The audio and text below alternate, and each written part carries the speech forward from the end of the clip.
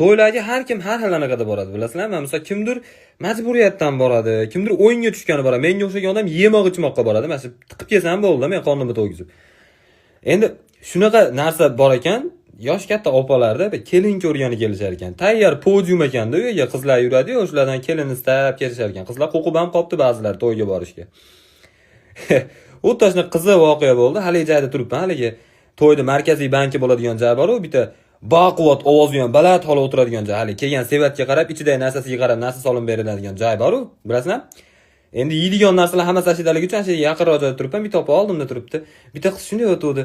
Rosa kelin qiladigan qiz bo'lib qopti, dedi. Qarang, bo'ylari yetib bir surishtirib, akangizga anaqa qilsak bo'lar ekan dedi.